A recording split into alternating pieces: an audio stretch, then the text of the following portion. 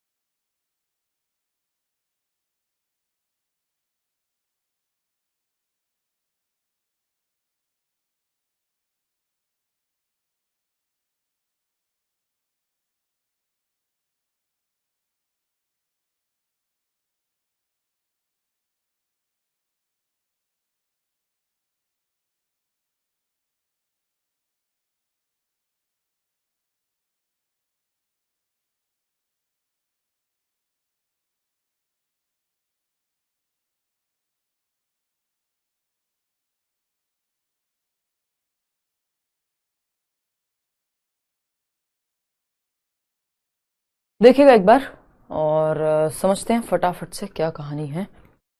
और देखते हैं एक बार। बहुत बढ़िया पिंकी। अभी कराएंगे ना इस साल भी सर? आ जाओ, बाकी मैं बोल दूंगी सर को। चलिए फटाफट से शुरू करते हैं आज की कहानी, है ना। थोड़ा पैक्ड चल रही हैं चीज़ें। ऑफ कोर्स इन्होंने इस बार कम समय में जो है पेपर तो तुरंत ले दिया और चीज़ें बहुत सारी रही। चलिए आते हैं फटाफट से समझते हैं। इंक्लूसिव एजुकेशन 5 नंबर का टॉपिक है। बहुत ही प्यारा सा टॉपिक है। मतलब इसकी जितनी भी चीज़ें हैं महत्वपूर्ण, आपको आइडिया इस टॉपिक के बारे में कहाँ से लग चुका है? आपको आइडिया लग चुका है चाइल्ड सेंटर्ड एजुकेशन से। बेसिकली अगर आप बच्चे को सेंटर में रखेंगे ना, ये एक छोटी सी ट्रिक है पूरी पेडागोजी के लिए। अगर आप बच्चे को सेंटर में रख रहे हैं तो क्वेश्चन गलत नहीं होगा। टॉपिक कोई भी हो, बच्चा सेंटर में चाहिए हमको। चाइल्ड सेंटर्ड एजुकेशन से आपको इसका आइडिया है ना। आपको इंडिविजुअल डिफरेंसेस जो हमने चैप्टर पढ़ा था वो इसको समझने में बहुत मदद करता है ना। इंडिविजुअल डिफरेंसेस यानी व्यक्तिगत विभिन्नताएं, बाल केंद्रित शिक्षा, ये सब इसी की ओर इशारा करते हैं। Even for that matter gender जो है ना, जेंडर जो है, सामाजिकरण जैसे हो रहा है बच्चों का, ये सारे टॉपिक्स जो हैं इशारा किसकी तरफ कर रहे हैं? इंक्लूसिव एजुकेशन की तरफ। इंक्लूसिव एजुकेशन होता क्या है? कल लास्ट क्लास होगी आपकी, सिलेबस आपका कल खत्म हो चुका होगा। ठीक है जी। तो अगर हम देखें तो आज का सेशन इंपॉर्टेंट है। फटाफट से बस बैठ जाओ, एक्स्ट्रा बातें नहीं। बीच में कहीं पे कुछ भी आए, स्टीफन क्रेशन बताएंगे यूट्यूब पे, वो इंग्लिश पेडागोजी में आएगा।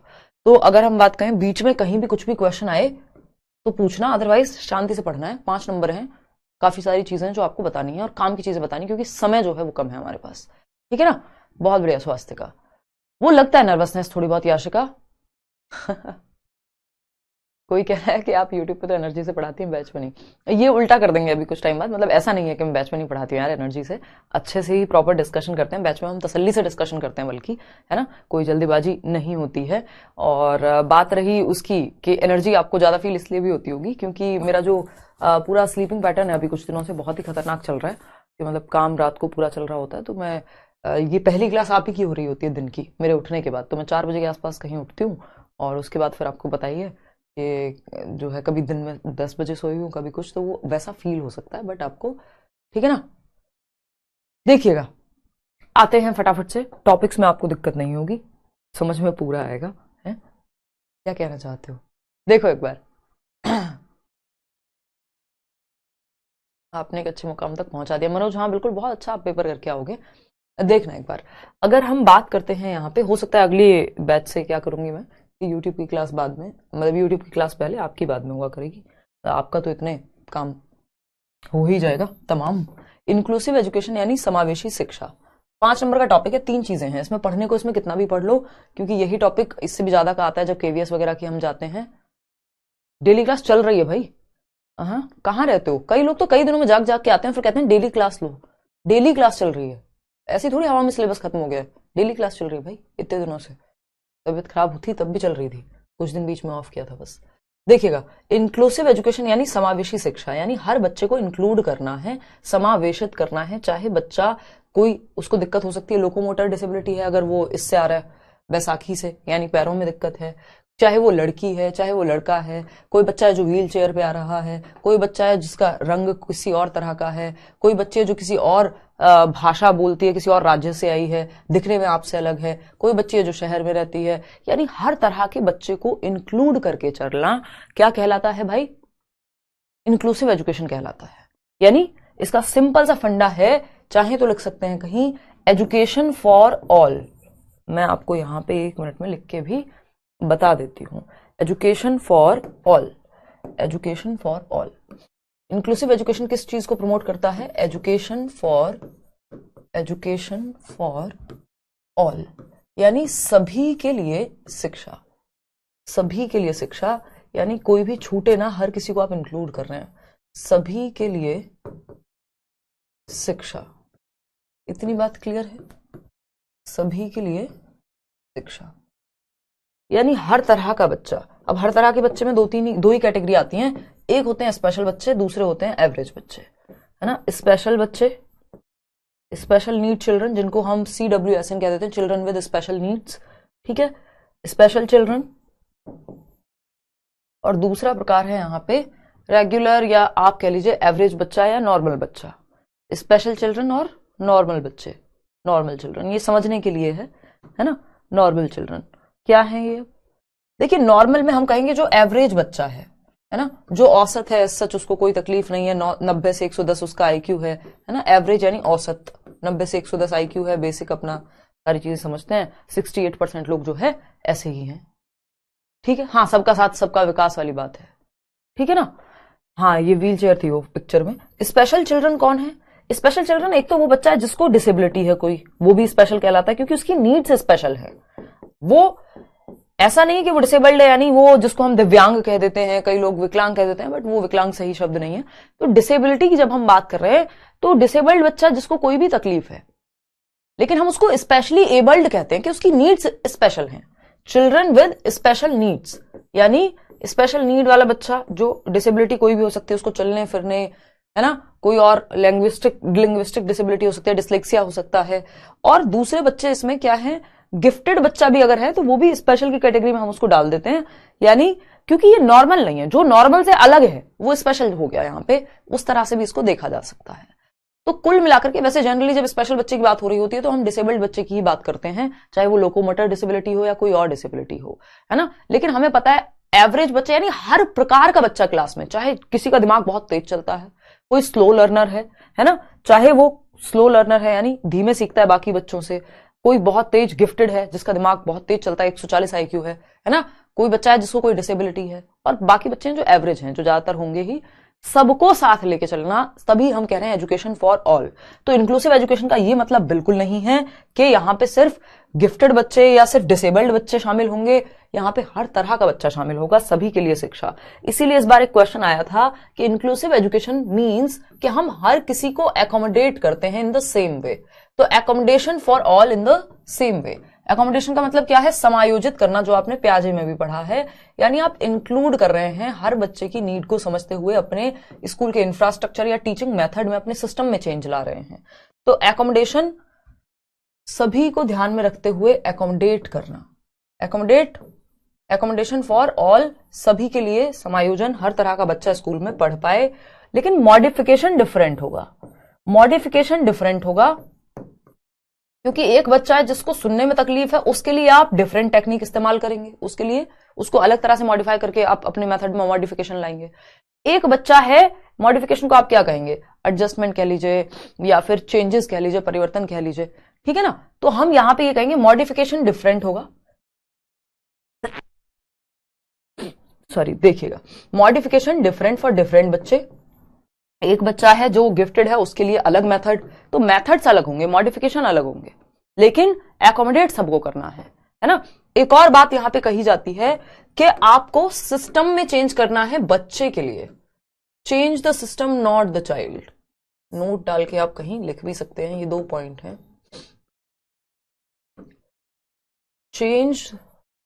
चेंज द सिस्टम यानी अपनी प्रणाली में, अपने स्कूल के इंफ्रास्ट्रक्चर में, अपने मेथड्स में change the system, not the child. Not the, देख पा रहे हो ना यहां तक, चाइल्ड, यानी बच्चे में परिवर्तन नहीं करो, सिस्टम में परिवर्तन करो।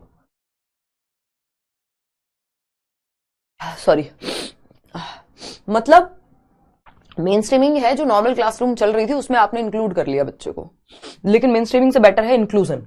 देखिएगा, अगर हम बात कर रहे हैं change the system not the child, यानी बच्चे के लिए सिस्टम है, सिस्टम के लिए बच्चा थोड़ी पैदा किया गया है, तो सिस्टम में परिवर्तन लाइए। चेंज कहां लाइए, सिस्टम में।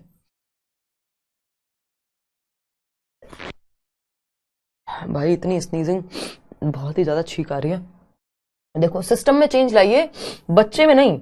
बच्चे को इंक्लूड करना है उसकी क्षमताओं को ध्यान में रखते हुए, बच्चे में चेंज नहीं लाना, सिस्टम में चेंज लाना है, सिंपल बात। क्योंकि एजुकेशन फॉर ऑल है तो बच्चे की नीड्स को समझते हुए, है ना। एक तो बच्चे की नीड्स को समझना है, उसकी आवश्यकताओं को, कौन बच्चा कैसे सीखेगा, क्योंकि सारे बच्चे एक ढंग से नहीं सीखेंगे, ये गार्डनर भी कह रहे हैं। और दूसरा क्या है, एकोमोडेट करना है, और टीचर्स के, बच्चों के एटीट्यूड में भी परिवर्तन लाए, कि वो कोई बच्चा है जो नहीं चल सकता, कोई बच्चा है जो सुन नहीं सकता, तो उसको हीनता से ना देखें, उसको वो पॉजिटिवली देखें, उसकी भी कुछ क्षमताएं होंगी। एक बच्चा है जो चल नहीं सकता, एक बच्चा है जो देख नहीं सकता, ऐसा थोड़ी वो सीख ही नहीं सकता, सीख सकता है, हर बच्चा सीख सकता है, बस आपको तरीका बदलना होगा, है ना। आज यूट्यूब पे क्लास यार नहीं होगी, आज मैं बीएड में बात करूंगी थोड़ी सी, बस अगर मौका मिल पाया तो। मुझे कहीं जाना है आज 2 मिनट के लिए क्लास के बाद आपकी, ठीक है ना। तो change the system not the child, system में परिवर्तन करिए, बच्चे में नहीं। टीचर्स के एटीट्यूड में, बाकी बच्चों के एटीट्यूड में, उनकी आवश्यकताओं को समझते हुए हमें चेंज लाना है, सिंपल बात। आते हैं, समझते हैं कहानी क्या है। देखिए, इंक्लूजन वर्ड, इसमें 3 पॉइंट्स हैं सिर्फ, नहीं तो ये टॉपिक इतना बड़ा है, आप कितने भी दिन तक पढ़ते रह सकते हैं। केवीएस में तो ये पूरी यूनिट है ना। पहला जो टॉपिक है आपके सिलेबस के अकॉर्डिंग, वो है addressing learners from diverse backgrounds including disadvantages and deprived children, यानी कि वंचित समूह एवं विविधताओं वाले बच्चों को इंक्लूड करना, एड्रेस करना, पहचानना, उनके साथ कैसे डील करना है। अब डाइवर्स बैकग्राउंड क्या है, कोई बच्चा आएगा किसी अलग सोशियो इकोनॉमिक स्टेट से, किसी की लैंग्वेज अलग होगी, कोई गरीब कोई अमीर परिवार, किसी को चलने में दिक्कत किसी को नहीं है, कोई गिफ्टेड है कोई स्पेशल है। डिसएडवांटेज्ड बच्चे क्या होते हैं, किसी भी आधार पे जो अलाभान्वित रह गए हैं, वंचित रह गए हैं, डेप्राइव्ड रह गए हैं, चाहे समाज में आर्थिक स्थिति के रूप से वो कमजोर हैं, चाहे वो समाज ने उनको जाति के आधार पर पिछड़ा समझा है, तो उनको भी हमें इंक्लूड करना है। ये तीनों पॉइंट्स पे मैं वापस आऊंगी। ये पहला पॉइंट हुआ, फर्स्ट जनरेशन लर्नर्स होते हैं उनको भी इंक्लूड करना है। फिर आता है addressing the needs of children with learning difficulties और इंपेयरमेंट एटसेट्रा, यानी कि अगर किसी बच्चे को लर्निंग डिसेबिलिटीज है, लर्निंग डिसेबिलिटी क्या है, इसमें हम जनरली डिसलेक्सिया, डिसकैलकुलिया, ये सारी चीजें डालते हैं। हियरिंग जो प्रॉब्लम्स हैं वो आ जाएंगी। इंपेयरमेंट होता है अगर बॉडी में फंक्शनली, मान लीजिए हाथ है ही नहीं, या कोई फिजिकली अगर स्ट्रक्चर में दिक्कत है, तो हम उसको इंपेयरमेंट बोलते हैं। तो हर तरह के बच्चों को यहां इंक्लूड करना है। फिर आते हैं थर्ड पॉइंट पे, addressing with talented, creative, specially abled learners, यानी हर तरह का बच्चा इसमें हमें शामिल करके चलना है, ठीक है। चलिए खैर आते हैं, अब ये तीनों पे मैं वापस आऊंगी, ये सब कुछ आपको अपने आप समझ में आ जाएगा, पहले आप इतना समझ लीजिए, ठीक। सेग्रीगेशन इज अगेंस्ट द, हमें इंक्लूजन की जरूरत क्यों पड़ी। इंक्लूजन क्या है, समावेशन, हर किसी को इंक्लूड करना। आप अपने दादाजी, अपनी दादी जी, अपनी मम्मी, है ना, स्पेशली दादा दादी के टाइम पे ज्यादा रहा होगा, क्योंकि परिवार बड़ा होता था, तो सबको साथ लेके चलने वाली बात है। कोई किसी तरह का व्यक्ति होगा, कोई किसी तरह का, है ना, वो निभाने की बातें होती है ना भारतीय समाज में, कि भाई हाँ नहीं, शौर्य का बर्थडे नहीं है आज। कल वो हमें मौका मिल गया था, क्लास जल्दी खत्म हो गई थी तो मैं उसको खाने पीने ले गई थी, खिलाने। वो बहुत दिनों से कह रहा था, न्यू ईयर पे भी नहीं जा पाए थे कहीं, तो वो वही आपने देखा है इंस्टाग्राम पे। इंक्लूजन यानी समायोजन, सॉरी, इंक्लूजन यानी समावेशन, यानी हर किसी को समावेशित करना, समावेशन, ठीक है।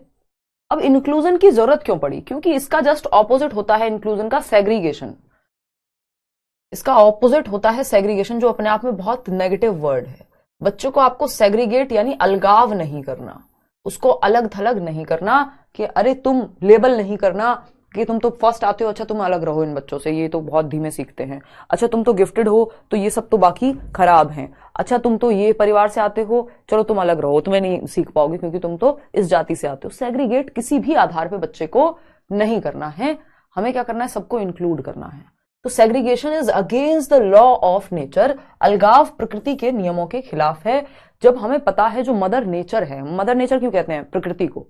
हम ये कह रहे हैं कि मदर नेचर हम इसलिए कहते हैं क्योंकि बारिश होती है, सब पे होती है एक साथ, मतलब पूरी दुनिया में नहीं, बट जिस एरिया में आप रह रहे हैं, तो बारिश या धूप या हवा इस बात पे सेग्रीगेट नहीं करती कि आप अमीर व्यक्ति हैं कि गरीब व्यक्ति हैं। आप छाता लगा लें, आप गाड़ी में बैठ जाएं, बात अलग है, बट बारिश सबके लिए एक जैसी हो रही है, धूप सबके लिए एक जैसी निकलेगी, हवा सबके लिए एक जैसी निकलेगी। तो प्रकृति ने हमें सारी चीजें सेम दी हैं, बिना ये देखे कि इनमें अंतर है, कि कोई चल सकता है कि नहीं, कोई देख सकता है कि नहीं, कोई सुन सकता है कि नहीं। प्रकृति में सारी चीजें सबको समान मिली हैं। प्रकृति जब हमारे बीच भेदभाव नहीं करती तो हम कैसे कर सकते हैं? तो ये वैसा ही है कि segregation is against the law of nature. Individuals different होते हैं, कोई सुन सकता है, कोई नहीं भी सुन सकता, तो वो दूसरी तरह से सीखेगा, वो अपनी क्षमताएं रखता है, ठीक है ना। तो अगर हम देखें तो सेग्रीगेशन क्या है, against the law of nature. जहां ये वर्ड सेग्रीगेशन दिखे, समझ जाओ ये एक नेगेटिव वर्ड है। अगर नॉट ना लिखा हो, पूछ ले कि कौन सा सही नहीं है, तब ये सही हो जाएगा सेग्रीगेशन, है ना। बिल्कुल श्यामलाल, हाँ मेरा भी कोई सेग्रीगेशन नहीं है, ऐसा नहीं है कि यूट्यूबर यहाँ पे सेग्रीगेशन है। सेग्रीगेशन इज अगेंस्ट द, बस पैटर्न अलग है ऑफकोर्स, यहाँ की नीड्स अलग है, वहां की नीड्स अलग है। Segregation is against the law of nature, अलगाव प्रकृति के नियमों के खिलाफ है। इसलिए अलगाव या लेबल नहीं करना बच्चे को, हमें ठप्पा नहीं लगाना, रिच पुअर, फर्स्ट आने वाला, सेकंड आने वाला, लास्ट आने वाला, ये सब नहीं करना, वीक ब्राइट, ये सब नहीं करना। ये लेबलिंग होती है जो हमें बचना है जिससे। अब एक वर्ड होता है इंक्लूसिव यानी समावेशित शिक्षा, और एक होता है इंटीग्रेटेड, एकीकृत शिक्षा। इन दोनों में अंतर क्या है फटाफट से समझ लेते हैं। वैसे जनरली अब पूछा जाता नहीं है आजकल, बट फिर भी पता तो होना चाहिए, है ना। समावेशन और एकीकरण में अंतर क्या है? अगर हम इंक्लूसिव एजुकेशन की बात कर रहे हैं, समावेशन की बात कर रहे हैं, तो देखिए इंक्लूसिव एजुकेशन में हर बच्चे को इंक्लूड कर लिया। अलग अलग तरह के बच्चे हैं, ये जो अलग अलग रंग के डॉट्स आपको दिख रहे हैं, ये जो सर्कल्स आपको दिख रहे हैं, तो सब इंक्लूडेड हैं। एक बच्चा जो देख नहीं सकता, एक बच्चा जो देख सकता है, एक बच्चा जो बहुत जल्दी सीखता है, एक बच्चा जो धीमे सीखता है, एक बच्चा जो चल के आता है, एक बच्चा जो गाड़ी से आ रहा है, एक बच्चा जो पैदल आएगा, व्हाटएवर, किसी भी आधार पर कोई भी अंतर है, सबको इंक्लूड किया है, ठीक है। आरपीडब्ल्यूडी आएगा, डोंट वरी, आगे आगे चलते रहते हो। इंटीग्रेशन यानी एकीकरण। एकीकरण में क्या था? अब आप यहां पता नहीं लगा रहे कि कौन से बच्चों को क्या दिक्कत है, सबको इंक्लूड किया, सबकी आवश्यकताओं को पूरा कर रहे हैं। लेकिन इंटीग्रेशन में क्या किया था? पहले हम क्या करते थे, इनको जो बच्चे स्पेशल नीड वाले हैं, किसी को दिखाई नहीं देता, किसी को सुनने में दिक्कत है, किसी को चलने में दिक्कत है, या कोई भी अगर समस्या है, इनके लिए हमने क्या किया था, अलग, इनको हमने अलग, बस एडमिशन तो दे दिया, लेकिन ये अलग थलग रहते थे। इनके लिए हमने बहुत विशेष प्रावधान नहीं किए, इंफ्रास्ट्रक्चर में परिवर्तन नहीं किया। जबकि इंक्लूसिव एजुकेशन ये मांगता है, ये बहुत बड़ी डिमांड है इंक्लूसिव एजुकेशन के लिए, एक चैलेंज है कि इंफ्रास्ट्रक्चर में परिवर्तन, यानी स्कूल का जो ढांचा है उसमें परिवर्तन आप करके रखिए। अगर मान लीजिए नॉर्मली सीढ़ियां हैं स्कूल में, क्या है, सीढ़ियों से बच्चे चढ़ के जाते हैं स्कूल में, और आप ऐसे ही जाते थे। लेकिन आज के समय में, क्योंकि हमें हर बच्चे को इंक्लूड करना है, वो बच्चा जो चल नहीं सकता, जो व्हील चेयर से आता है स्कूल, जो बैसाखी से आता है स्कूल, उसके लिए भी तो एक प्रावधान हो। तो आपने क्या किया, रैंप बनवा दिए, है ना। दिल्ली के स्कूल्स में रैंप हैं, जिसमें व्हील चेयर भी चली जाएगी, जिसमें नॉर्मल बच्चा भी चला जाएगा चढ़ के, जैसे वैष्णो देवी की चढ़ाई पे वो रैंप ही है एक तरह का। तो वो थोड़ा चढ़ाई वाला है, यहां पे आप नॉर्मल रैंप बनवाएंगे ताकि बच्चा जा सके। तो इंफ्रास्ट्रक्चर में, सिस्टम में परिवर्तन किया, ना कि बच्चे में। या फिर ऐसे बच्चे की क्लास जो चलने में दिक्कत है, उसको क्या करिए, आप ग्राउंड फ्लोर पे बिठाइए, ठीक है ना। नहीं, पिछड़े नहीं होते हैं बच्चे, ग्राउंड फ्लोर पे बिठाइए ऐसे बच्चे को। फिर अगर कोई बच्चा जिसको दिखाई नहीं देता तो आप ब्रेल लिपि का इस्तेमाल कराइए। अगर कोई बच्चा जिसको सुनने में दिक्कत है, उसको आगे बिठाइए, अपनी स्पीड या अपनी आवाज को थोड़ा लाउड कीजिए, बड़ा लिखिए थोड़ा सा, अगर किसी को कम देखने में, विजुअली इंपेयर्ड है, पूरी तरह से देख नहीं पाता, तो बड़ा लिखिए, बोलिए भी साथ में, है ना। तो ये क्या किया, टीचर ने सिस्टम में, अपने मेथड में परिवर्तन किया, इंफ्रास्ट्रक्चर में परिवर्तन किया, ना कि बच्चे में परिवर्तन किया। तो ये बहुत जरूरी है, इंफ्रास्ट्रक्चरल चेंज जो है बच्चे के अकॉर्डिंग, तभी हम कहेंगे इंक्लूजन है, क्योंकि बच्चे की नीड को एकोमोडेट करना है, हमें सारे बच्चों को इंक्लूड करना है। तो या तो हम रैंप बनवाएं स्कूल में सीढ़ियों की जगह, या लिफ्ट लगवाएं, या फिर हम क्या कराएं, या फिर हम कराएं कि ग्राउंड फ्लोर पे क्लास लगवा दें बच्चे की। ठीक है, क्लियर है बात। हाँ, वैष्णो देवी में गई हूं यार, 2 बार गई हूं रवि। चलिए खैर आगे बढ़ते हैं। अगर हम बात करते हैं गिफ्टेड चिल्ड्रन की, अब इसमें हर तरह के बच्चों को हमें लेके चलना है। अगर गिफ्टेड चिल्ड्रन की बात करें, इस बार क्वेश्चन भी आया हुआ था। देखिए, गिफ्टेड बच्चा वो बच्चा है जो देश के लिए भी प्रतिभा है, मतलब प्रतिभाशाली, जिसमें कोई प्रतिभा है। गिफ्टेड 3 प्रकार के होते हैं वैसे, वो अलग कहानी है पूरी, है ना। तो गिफ्टेड मतलब जो इंटेलेक्चुअली ब्राइट है, अभी हम यहाँ पे वो बात कर रहे हैं कि जिसका आईक्यू, वैसे मैं बता ही देती हूँ क्योंकि आधी अधूरी बात मैं बता नहीं पाती हूँ, दिक्कत हो जाती है मेरे को। गिफ्टेड चिल्ड्रन की अगर हम बात करें तो गिफ्टेड को 3 कैटेगरी में विभाजित किया जा सकता है। गिफ्टेड का मतलब ये वो गॉड्स गिफ्ट है एक तरह से, हमारे दुनिया के लिए, हमारे स्कूल के लिए, मतलब इनको हमें डिफरेंट तरीके से पढ़ाना पड़ेगा। ठीक है ना। तो गिफ्टेड चिल्ड्रन मतलब प्रतिभाशाली बच्चा, जिसमें कोई प्रतिभा है, इसका दिमाग बहुत तेज हो सकता है, प्रतिभाशाली, इनका दिमाग तेज हो सकता है, प्रतिभाशाली बच्चे, यानी कोई तो प्रतिभा है, दिमाग दूसरों से तेज चलता है, या किसी फील्ड में अच्छा कर सकते हैं। तो 3 प्रकार के होते हैं जनरली, वो 3 प्रकार पहले समझ लेते हैं। इनको 3 कैटेगरीज में विभाजित किया जाता है। जनरली हमें बता दिया जाता है कि भाई आप वही गिफ्टेड है जो जिसका आईक्यू 140 है। लेकिन गिफ्टेड को भी हम 3 तरीके से देख सकते हैं। एक तो होता है इंटेलेक्चुअली ब्राइट, जो मैं और आप सबसे ज्यादा सुनते हैं, जिसको हम एक्चुअल में गिफ्टेड कहते ही रहते हैं। इंटेलेक्चुअली ब्राइट यानी जो पढ़ने में अच्छा है, एकेडमिक्स में अच्छा है ना, इंटेलेक्चुअली ब्राइट, जिसका आईक्यू अच्छा है, जो फर्स्ट आता है क्लास में, है ना। आईक्यू क्या है, इक्वल और मोर देन 140 है। ठीक है ना, 140 से ज्यादा आईक्यू है। वैसे इंडियन कॉन्टेक्स्ट में 120 प्लस आईक्यू वाले को भी हम क्या कह देते हैं, गिफ्टेड कह देते हैं। कि 120 से ज्यादा, अगर आपका 90 से 110 क्या है, एवरेज आईक्यू है। ये बताया था आईक्यू वाले चैप्टर में आपको, 90 से 110 एवरेज, औसत आईक्यू। अगर 90 से भी नीचे है तो भाई औसत से भी नीचे है, फिर बच्चा स्लो लर्नर हो जाएगा। लेकिन हमें इंक्लूड सबको करना है। इंटेलेक्चुअली ब्राइट वो बच्चा है जो एकेडमिकली अच्छा करता है, चाहे वो फर्स्ट आता हो, चीजें जल्दी समझ जाता है ना। तो एकेडमिकली ब्राइट या इंटेलेक्चुअली ब्राइट है ये, है ना। आईक्यू क्या होगा, इक्विवेलेंट या मोर देन 140 अगर हम टर्मन की माने। अदरवाइज तो 120 प्लस भी अगर आपको मिल जाए ऑप्शन में तो आप मान जाएंगे कि भाई इंटेलेक्चुअली ब्राइट है, गिफ्टेड है। दूसरी कैटेगरी क्या होती है इसमें, दूसरी होती है टैलेंटेड चिल्ड्रन की। टैलेंटेड क्या होता है भाई, सचिन तेंदुलकर टैलेंटेड कहोगे कि नहीं, कहेंगे, बिल्कुल कहेंगे भाई, टैलेंट है ना। टैलेंटेड चिल्ड्रन, तो टैलेंटेड चिल्ड्रन में कोई क्रिकेट में अच्छा हो सकता है, किसी भी एक फील्ड में अच्छा है कोई, है ना। कोई क्रिकेट में, कोई म्यूजिक में एक्सेप्शनल हो सकता है, तो उसको हम टैलेंटेड कहते हैं। ठीक, तो इनको भी हम एक तरह से गिफ्टेड कहते हैं। जरूरी नहीं है कि इनका आईक्यू 140 ही होगा। आगे बढ़ते हैं, नेक्स्ट क्या हो जाएगा, क्रिएटिव चिल्ड्रन, यानी कुछ नया, कुछ सृजनात्मक करने वाले बच्चे। क्रिएटिव चिल्ड्रन, क्रिएटिव क्या है, आउट ऑफ द बॉक्स सोचते हैं, ये डाइवर्जेंट थिंकिंग करते हैं, यानी दिशाओं में सोचते हैं अलग अलग, डाइवर्जेंट थिंकिंग, अपसारी चिंतन कहते हैं जिसको हम, है ना। तो ये 3 मुख्य प्रकार हम मानते हैं किसके, गिफ्टेडनेस के या तो जो हमने बात की थी ना, हाई कमिटमेंट, हाई क्रिएटिविटी और हाई एबिलिटी टू लर्न, कि जल्दी सीखते हैं, कुछ नया ढंग से करते हैं चीजें। तो ज्यादातर जो इंटेलेक्चुअली ब्राइट बच्चे हैं वो क्रिएटिव पाए जाते हैं, मतलब उनमें डाइवर्जेंट थिंकिंग होती है। लेकिन हर एकेडमिकली 140 आईक्यू वाला बच्चा क्रिएटिव होगा ही होगा, ये कोई जरूरी नहीं है। कोई कह रहा है हिमांशु मैम 19 साल से सीडी पढ़ाते हैं तो किस में आएंगे, जहां आपका मन करे, टैलेंटेड, गिफ्टेड, जो मन करे आपका। देखिएगा, तो अगर हम देखें यहाँ पे तो ये 3 अलग अलग कैटेगरी हो गई, लेकिन हम इनको गिफ्टेड कह सकते हैं। लेकिन जब भी जनरली सामान्य तौर पे बात हो रही होती है तो गिफ्टेड के सेंस में किसकी बात होती है, इंटेलेक्चुअली ब्राइट की, कि जो चीजें जल्दी समझ लेता है, जो नंबर ज्यादा लेकर के आ पाता है, जिसको चीजें जल्दी समझ में आ जाती है। हार्ड प्रॉब्लम्स, जो हायर ऑर्डर थिंकिंग स्किल्स वाले क्वेश्चंस हैं, उनको भी जल्दी समझ लेता है ना। याद, मेमोरी इसकी अच्छी है, ठीक है ना। अपनी से ज्यादा एज वालों को दोस्ती भी कर सकता है। और क्या हो सकता है यहाँ पे, इंटेलेक्चुअली ब्राइट में और भी ऐसे बहुत सारे लक्षण हैं। तो इन बच्चों को बोरियत महसूस ना हो, क्योंकि गिफ्टेड बच्चा बोर हो जाएगा यदि आप उसके लेवल पे नहीं पढ़ा रहे होंगे, तो उसको चैलेंजिंग चीजें दे करके रखनी है जिसमें वो भी इन्वॉल्व रहे, क्योंकि नॉर्मल बात तो उसको तुरंत से समझ में आ जाएगी। अब वो क्या करे, बोर करे? नहीं, बोर तो नहीं होना है। ठीक, तो इंटेलेक्चुअली ब्राइट बच्चा जो है वो भी यहां आएगा, उसको भी आपको लेकर के चलना है। तो जब हम इंटेलेक्चुअली ब्राइट या क्रिएटिव बच्चों की जब हम बात कर रहे हैं, अब पहले इंटेलेक्चुअली ब्राइट या गिफ्टेड की जब इन जनरल हम बात कर रहे हैं, तो गिफ्टेड बच्चों के लिए एकेडमिकली अगर हम देखें तो गिफ्टेड बच्चों के लिए हम क्या अपनाते हैं, एक्सीलरेशन का तरीका अपनाते हैं। गिफ्टेड चिल्ड्रन, इनके लिए या तो एनरिचमेंट प्रोग्राम्स चलाए जाते हैं, उस एनरिचमेंट प्रोग्राम्स में समृद्ध प्रोग्राम्स कह लीजिए आप, एनरिचमेंट प्रोग्राम्स। एनरिचमेंट का मतलब है कि इनको शामिल किया जा सके, इनके लिए अलग से कोई एक सेमिनार हो सकता है, इनको कुछ और कराया जा सकता है जिसमें इनको फर्दर एक्टिविटीज, डिफरेंट एक्टिविटीज करने का मौका मिलता रहे, फर्दर एक्टिविटीज या इनको चैलेंजिंग सिचुएशंस मिलती रहे, ताकि इनकी क्यूरियोसिटी, इनकी क्षमताएं भी बाहर निकल के आती रहे, इनको एक्सपेरिमेंट का मौका मिलता रहे।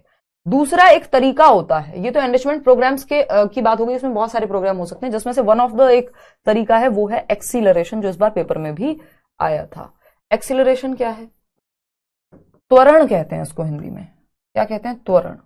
यानी एक गिफ्टेड बच्चा, भाई वो साल भर का सिलेबस 6 महीने में करा दिया आपने उसको, और एक साल में 2 क्लासेस करा दी। आपने बचपन में सुना होगा ऐसा जरूर, मैंने भी की थी एक क्लास में ये चीज।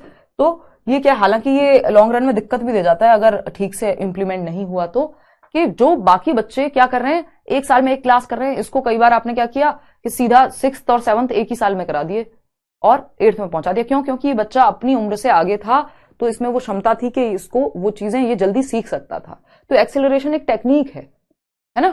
Thank you Nigam. एक्सेलरेशन क्या है? एक टेक्निक है गिफ्टेड बच्चों के लिए कि इनको थोड़ा स्पीड में चीजें कराई जा सकती हैं। स्पीड से मतलब है कि थोड़ा एक्सीलरेट कराया जा सकता है। जैसे आप एक्सीलरेटर दबाते हैं ना गाड़ी में या बाइक में स्पीड बढ़ाने के लिए, तो ऐसे ही स्पीड अप हो जाती हैं चीजें। तो ये गिफ्टेड बच्चों के लिए टेक्निक काम में आती है। 2019 में ज्वाइन किया था सुधीर करियरविल, अक्टूबर में या सितंबर में, टीचर्स डे के जस्ट बाद। हाँ, तो ये एक बेसिक सी बात हो गई। अब अगर हम बात करें तो थोड़ा सा समझ लेते हैं क्या लिखा है डेफिनेशन में। Any child who is naturally endowed with a high degree of general mental ability, GMA बोलते हैं उसको, यानी इंटेलेक्चुअली ब्राइट, जिसकी बौद्धिक क्षमता ज्यादा है, और extra ordinary ability in a specific sphere of activity और नॉलेज, या फिर किसी क्षेत्र में। अब सचिन तेंदुलकर जी को भी तो हम, या विराट कोहली को भी तो हम क्या कहेंगे, ऐसे देखा जाए तो ये लोग 10वीं 12वीं पास हो गए, लेकिन क्या है, ये गिफ्टेड हैं अपने आप में, किसी एक क्षेत्र विशेष में बहुत अच्छा किया है इन्होंने। ठीक है ना?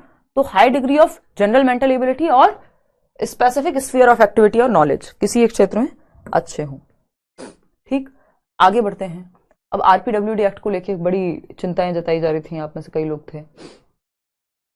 बहुत बढ़िया सचिन, क्लियर है? ठीक है, रवि बताएंगे भाई। बढ़िया है, कोई दिक्कत नहीं शमा। तो अगर हम बात करें तो ये गिफ्टेड बच्चे हो गए। अब हमने अभी 3 कैटेगरी पढ़ी थी, प्रतिभाशाली कहेंगे गिफ्टेड को, एनरिचमेंट प्रोग्राम्स को, समृद्ध प्रोग्राम लिख लेना, ये त्वरण बता ही दिया एक्सीलरेशन को। तो जो जरूरी चीजें वो तो यार मैं बता के ही चल रही हूँ, काहे टेंशन लेते हो। ठीक, तो अगर हम देखें गिफ्टेडनेस, टैलेंटेड बच्चा हो गया किसी फील्ड में, drawing, painting, sports, whatever. Creative की अगर हम बात कर रहे हैं तो क्रिएटिव बच्चे के बारे में और थोड़ी सी बात कर लेते हैं, यहाँ पे 1 नंबर में पूछ लेता है। अगर हम क्रिएटिव चिल्ड्रन की बात करें, रचनात्मक बच्चे,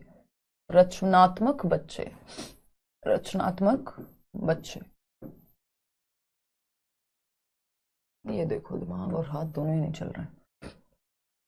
रचनात्मक बच्चे, तो एक गिफ्टेड बच्चा अगर उसको सही से सपोर्ट ना मिले, सही से एनवायरमेंट ना मिले, एनरिचमेंट प्रोग्राम वगैरह का ध्यान ना रखा जाए, higher order thinking skill questions उससे ना पूछे जाएं, तो वो क्लासरूम में बोर्ड महसूस करेगा, क्योंकि बाकी बच्चे धीरे धीरे समझ रहे हैं, वो समझ के बैठ गया, वो बोर होता रहेगा। तो उसको भी आपको एक्स्ट्रा एक्टिविटीज दे करके रखनी है। ठीक है जी। अगर हम बात करें रचनात्मक बच्चे यानी कुछ नया करने की क्षमता के साथ जन्म लेने वाले बच्चे, या FFOE, ये 4 लक्षण होते हैं रचनात्मकता के। पहले तो हम ये समझ लेंगे। फ्लेक्सिबिलिटी यानी लचीलापन होता है इनमें। लचीलापन मतलब क्या है? एक आइडिया काम नहीं किया दूसरा करेगा, तो लचीलापन है। ये कोई सीक्वेंस में याद रखने की जरूरत नहीं है, जैसे भी याद रख सको बस। लचीलापन यानी एक टेक्निक काम नहीं की, दूसरे तरीके से करेंगे, तीसरे से करेंगे, चौथे से करेंगे, 100वें से करेंगे। फ्लुएंसी क्या है कि वो बोलते हैं ना प्लान ए काम नहीं किया बी करेगा। अभी तो जो आपका डिक्शनरी है उसमें, सॉरी डिक्शनरी बोल रही हूँ, अल्फाबेट में जो है आपकी वर्णमाला में बेसिकली क्या है, जेड तक अक्षर हैं। तो फ्लुएंसी क्या है, फ्लुएंसी है प्रवाहिता।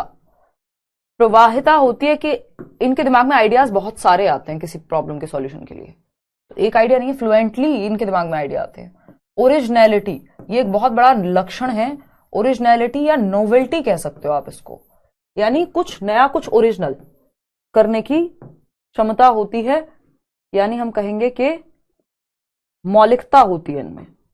रचनात्मक बच्चों की विशेषताएं हैं मौलिकता, यानी कुछ न्यू कुछ डिफरेंट करेंगे। लेट्स लर्न बनाया उससे पहले सीटेट में पता भी नहीं था कि ऑनलाइन तैयारी कर सकते हैं। 1 करोड़ व्यूज पेडागोजी की वीडियो पे आए पहली बार, है ना, और वो उस पर्पज से भी नहीं था, बट आप लोगों ने अपने आप जो है चीजें सपोर्ट की, तो वो सब होता है। मिलियंस में सब्सक्राइबर हो सकते हैं अगर हम करें टीचिंग कैटेगरी की, जो एक बहुत ज्यादा नोन था ही नहीं कहीं इंटरनेट पे अगर हम देखें उस समय। तो ये क्या है, एक नोवेल्टी थी, एक आइडिया था, किसी ने नहीं बताया कि क्या नाम रखा जाए चैनल का, खुद से सोचा, है ना। क्यों, क्योंकि भाई मैं सीख रही हूँ और सिखाना मुझे पसंद है और हम सब मिलकर सीखेंगे, इसलिए चैनल का नाम रख दिया लेट्स लर्न, ठीक है ना। तो अगर हम इलेबोरेशन की बात करें तो ये ओरिजिनलिटी हुई एक तरह से, हालांकि इसमें भी डिग्रीज हो सकती हैं, ऐसा नहीं है लेट्स लर्न कोई वर्ड मैंने इन्वेंट कर दिया, एग्जिस्ट तो करता ही होगा। इलेबोरेशन की अगर हम बात करें, होता है गहनता से किसी चीज को और आगे लेकर के जाना, वो हुआ इलेबोरेशन, संबद्धता या कुछ तो इसको हिंदी में बोलते हैं। तो ये 4 लक्षण जो हैं आपको अगर दिख रहे हैं तो ये एलिमेंट्स हैं किसके, क्रिएटिविटी के, FFOE, ठीक है, जेपी गिलफर्ड ने ही दिए हैं। अब और 2 चीजें बहुत महत्वपूर्ण हैं, आपने सुना होगा divergent and convergent thinking. Divergent thinking यानी अपसारी चिंतन, डाइवर्जेंट थिंकिंग, और अभिसारी चिंतन यानी कन्वर्जेंट थिंकिंग। कन्वर्जेंट थिंकिंग यानी अपसारी और अभिसारी चिंतन। क्या है भाई ये, अभिसारी चिंतन, अभिसारी चिंतन और अपसारी चिंतन, अपसारी चिंतन।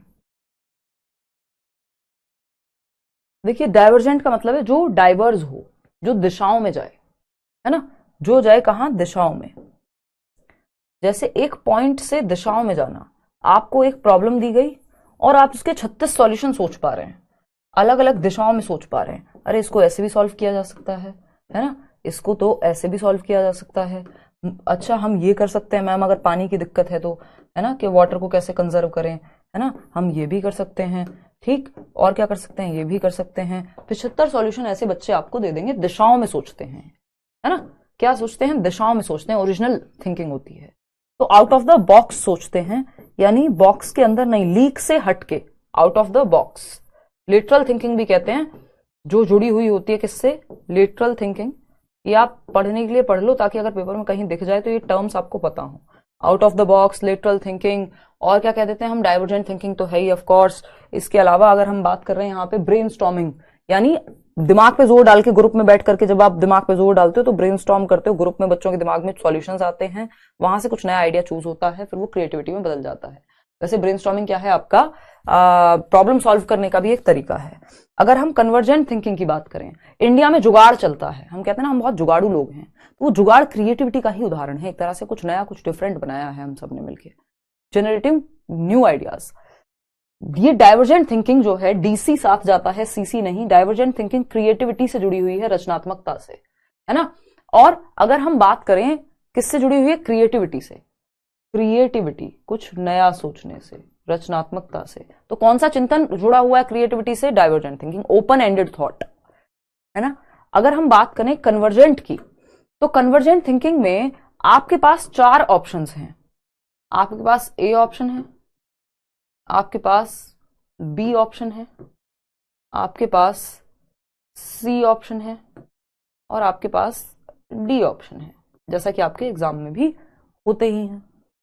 इनमें से कोई एक सही होगा, है ना, 25% चांस है कौन के चारों सही हो सकते हैं, एक क्वेश्चन सही होने के, ऑप्शन सही होने के 25% चांस है।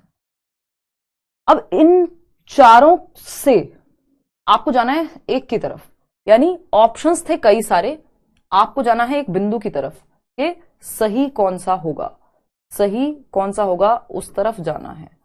तो आपको पता है ए सही है, बी सही है, डी सही है, इनमें से जो भी सही होगा, यानी जब आप कई सारे पॉइंट से, दिशाओं से एक दिशा पे जाके रुके हैं तो वो कन्वर्जेंट थिंकिंग है। जब आप कई एक पॉइंट से दिशाओं में जाएं तो वो डाइवर्जेंट थिंकिंग है, क्रिएटिविटी आती है उससे, कुछ नया। लेकिन यहां नया नहीं, आपको अपनी बुद्धि का इस्तेमाल करके 4 ऑप्शंस में से एक ऑप्शन सही चूज करना है। इसलिए इंटेलिजेंस, बुद्धि जो है वो जुड़ी हुई है किससे? कन्वर्जेंट थिंकिंग से। जेपी गिलफर्ड ने ये बात कही है। और जो क्रिएटिविटी है वो जुड़ी हुई है किससे? डाइवर्जेंट थिंकिंग से। तो अपसारी चिंतन रचनात्मकता से जुड़ा हुआ है, 1 नंबर का सवाल है, लगभग हर बार आता है, ठीक है ना। हाँ, जैसे फिल इन द ब्लैंक्स है, ट्रू एंड फॉल्स है, या फिर एमसीक्यूज हैं जो पेपर में आते हैं, ये सब क्लोज्ड एंडेड क्वेश्चन कहे जाते हैं क्योंकि इनका एंड क्लोज है, आप अपनी तरफ से कुछ नया नहीं बना देंगे, है ना। तो इनमें डाइवर्जेंट थिंकिंग लगती है, जबकि ये ओपन एंडेड थॉट यहां पे लगता है क्योंकि यहां आप ऐसे राइटिंग वगैरह जो है ओपन एंडेड है ना। इतनी बात क्लियर है? कोई दिक्कत परेशानी? क्लियर है ना? हाँ, अभिसारीकरण होती है जैसे, बिल्कुल ठीक है। 110 बढ़िया नंबर है, कोई दिक्कत नहीं है। वो यूट्यूब पे कराऊंगी ना मैं, क्षमा, हिंदी पेडागोजी भी कराऊंगी, मैराथन कराऊंगी। इतनी बात क्लियर है? तो जब बुद्धि से जोड़ना हो, भाई आपने बुद्धि तो लगाई 4 ऑप्शन में से एक चूज करने के लिए, लेकिन क्रिएटिविटी क्या लगाई? वहां पे कुछ नया 5वां ऑप्शन थोड़ी बना दिया। यहां क्रिएटिविटी लगेगी कि आपको एक प्रॉब्लम दी गई थी, आपने दिशाओं में सोच लिया उस पर, ठीक है ना। इतनी बात क्लियर है? तो ये हुई डाइवर्जेंट एंड कन्वर्जेंट थिंकिंग। चलिए खैर आगे बढ़ते हैं। अब हम right of persons with disabilities फटाफट से पढ़ेंगे। अगर हम देखें आरपीडब्ल्यूडी एक्ट, एक एक्ट लेकर के आई गवर्नमेंट, है ना, जिसको कहा जाता है दिव्यांगजन अधिकार अधिनियम। दिव्यांगजन अधिकार अधिनियम, आरपीडब्ल्यूडी एक्ट, आरपीडब्ल्यूडी एक्ट 2016। इससे पहले एक पीडब्ल्यूडी एक्ट हुआ करता था, इससे पहले एक पीडब्ल्यूडी एक्ट हुआ करता था। ये भी क्वेश्चन पूछ लिया जाता है ना। मैं काम की ही चीजें करा रही हूं आपको, इतना समय नहीं है कि हम बहुत ज्यादा चीजें करें बेवजह, क्योंकि अगर उनकी प्रोबेबिलिटी बहुत ही कम है आने की, और समय हमारे पास लिमिटेड है, और दिमाग में भी आप लिमिटेड ही रख पाएंगे चाहे मैं बेशक करा दूं।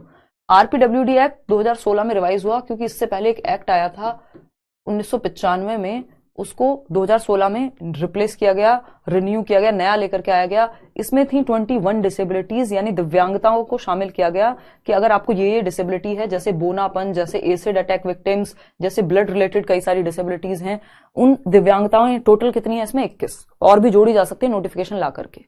अगर हम बात करें 1995 वाले एक्ट की, तो सिर्फ 7 डिसेबिलिटीज इसमें थी, यानी नई 14 डिसेबिलिटीज को इसमें ऐड किया गया नए वाले एक्ट में।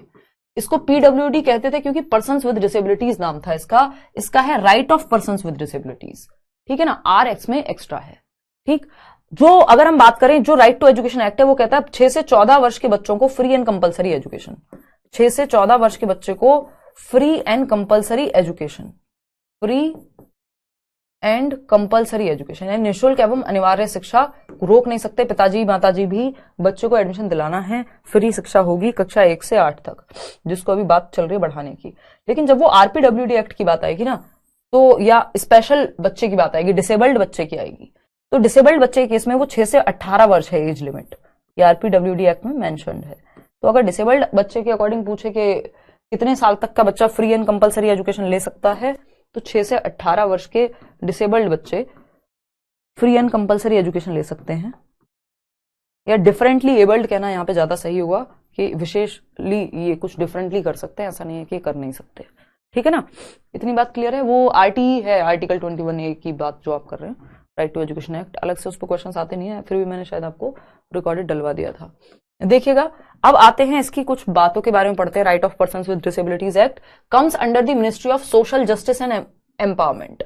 जो सामाजिक उत्थान और जो फेयर होना है, जस्टिस है, उस मिनिस्ट्री के अंदर ये आता है, ठीक है ना।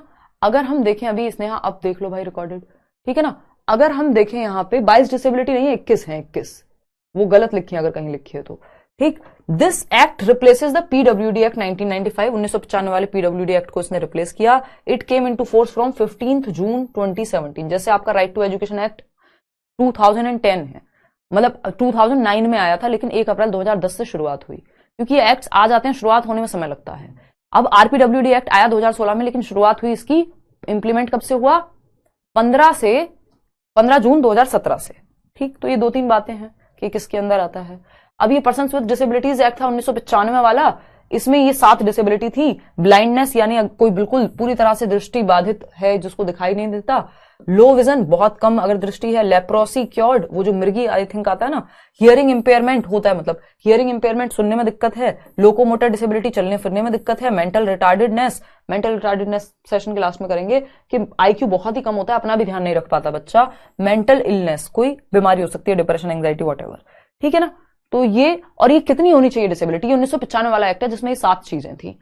डिसेबिलिटी होनी चाहिए इक्विवेलेंट और मोर देन 40%, यानी 40% या उससे अधिक डिसेबिलिटी है, तब आपका सर्टिफिकेट बनेगा, तब आपको गवर्नमेंट जॉब से लेके या कहीं भी बेनिफिट मिल पाएगा। ऐसा नहीं है थोड़ी बहुत आईसाइट वीक है तो वो चश्मा लगा के काम चल जाएगा, उसके लिए आपको अलग से फायदा सरकार से लेने की जरूरत नहीं है। तो अगर हम देखें, unlike the act 1995, the new act talks about accessibility.